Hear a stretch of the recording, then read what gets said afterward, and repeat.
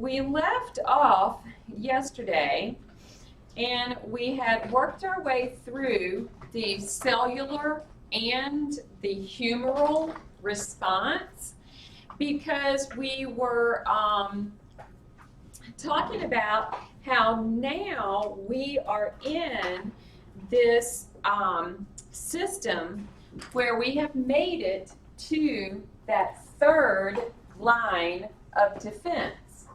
Something that has invaded the body has made it past the first and second line, and we've had to activate the third line of defense.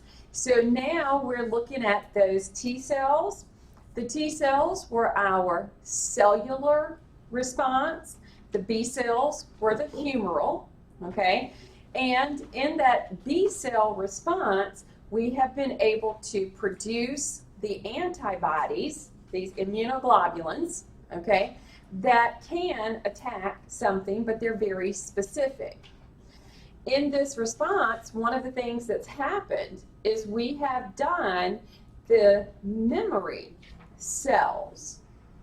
When we create the memory cells, if we get invaded again by that same antigen,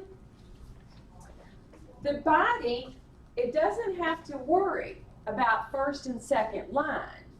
It'll automatically activate those memory cells, and those memory cells will immediately attack, and you don't even get sick. So do you see how I'm trying to make a difference? The first time you're exposed, it has to go through first, second, third line. But the second time you're exposed, the attack is much quicker, okay? And the body doesn't have to do the first and the second because we've got the memory cells. Does that make sense? So when we talk about this immunity,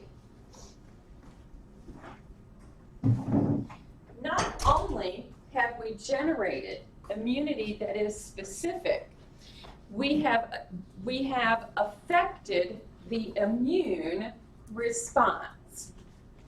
That first time that you get exposed to a particular pathogen and it has made it through the first and the second line, that primary response requires going through the first, the second, making it to the third, activating T cells, we activate the B cells, we're going to create the immunity.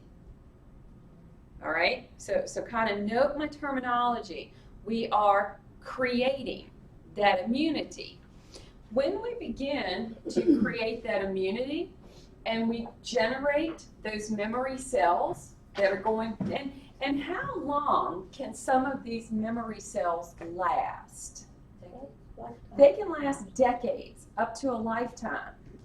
Not all of them have to be long-lasting.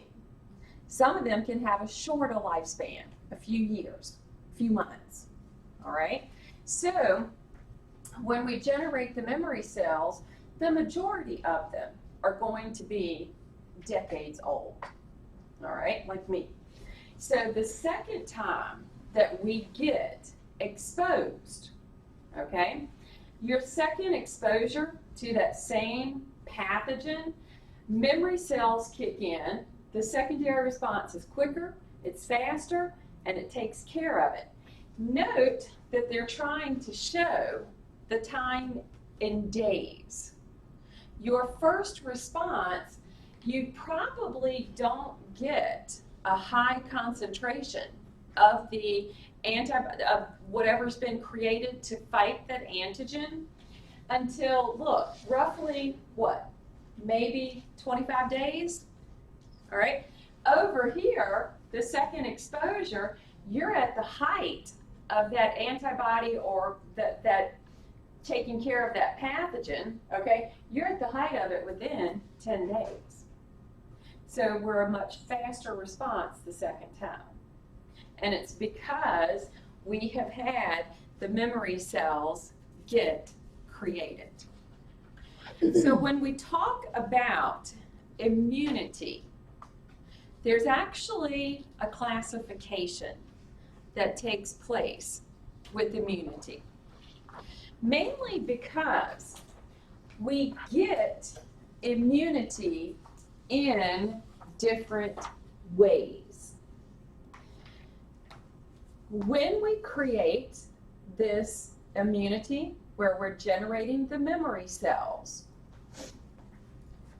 we can have a naturally acquired active immunity. Now, let's kind of take the terms apart. Naturally acquired and active immunity. This is where there's been exposure to something live. We get the stimulation of that immune response, and we get along with it the symptoms of the disease. So we got exposed, we ended up having to kick in that third line of defense, and we were able to fight off that pathogen. Now, it might have required something else, okay? Might have required going to the doctor, maybe getting an antibiotic, something to that effect. But that doesn't mean that the body didn't keep a memory, because it will. If we do artificially acquired immune activity or an active immunity, exposure to a vaccine. Anybody have any idea how many vaccine kids get nowadays? 12. 12? Did I know more than that? No. Before they enter school?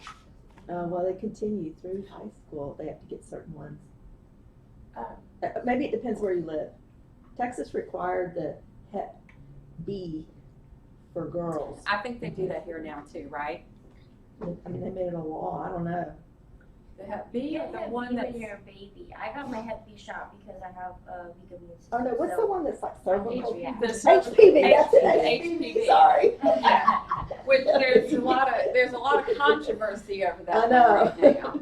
Lots of controversy. And they made it a law there. Do what? They give it to guys now too. Yeah. My cousin got it. And if I'm not mistaken, there have been some pretty bad side effects associated with it. I don't know, don't quote me on that. But when you hear the term now, vaccine, does it bring anything to mind? That controversy with autism, The controversy with autism. which was faked. There was only like one paper that was one scientific article that was actually found to be false that linked autism to it. And Right. it was published in the 70s. Like, Well, isn't I don't know why we autism hold on to that. Like on your chromosome, like when you're born, No. so you develop it?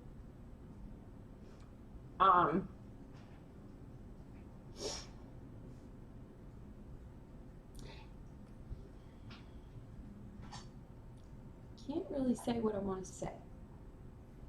Still can't do it. Still can't do it. Okay. I could never be a t-shirt. Like, How many of you have children? Well, let me rephrase. Smaller children. Oh, thanks. Like how old? 21 months. Okay. And so far, Good. do you do the vaccinations in a stepped format? In other words, they don't. There's like 3 series of like, No. Do they get more than one shot at a time? oh, yeah. My recommendation, because that's still early, autism could still be something that would be forming. My recommendation would be for you to start having those vaccines in a stepped format. Like one. One each time. In other words, if they're supposed to get 3, do one this month, one next month, and the third one the third month. Don't let them give off 3 at the same time. Do your own research. Do your own research. Okay? And this is a very much debated topic. As you look at this information, for those of you who will probably, maybe, at some point, decide to have a child, okay? Don't just simply look at the information as the media hands it to you.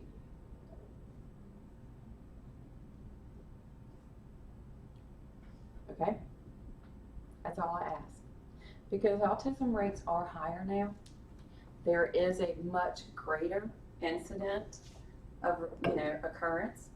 I know this because my nephew has been diagnosed with it. And he's now 8 years old. And I wish I had known what I knew now when he was being vaccinated, because I would have recommended something different to my brother. So I would just say, remember that there are factors behind vaccinations, such as money.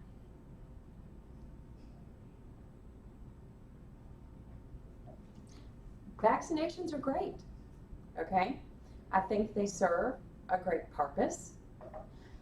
It is something that, other countries don't have. You look at like lesser developed countries, children die of diseases that we don't see in more developed countries.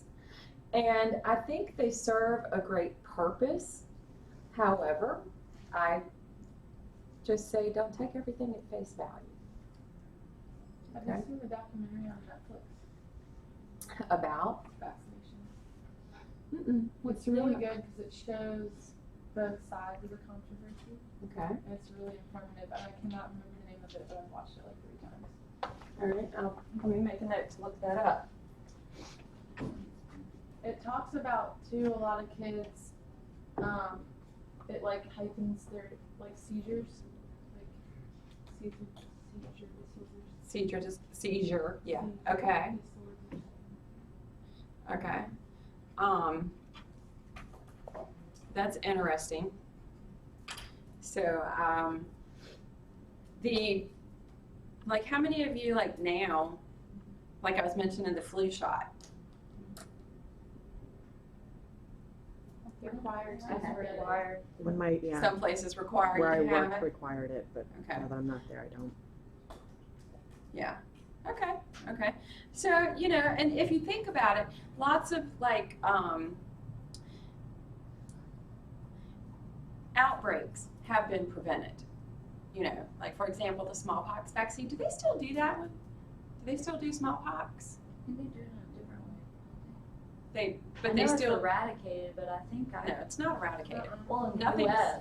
it is. Nothing's ever eradicated. But in the U.S. there hasn't been a case for 40 years or something.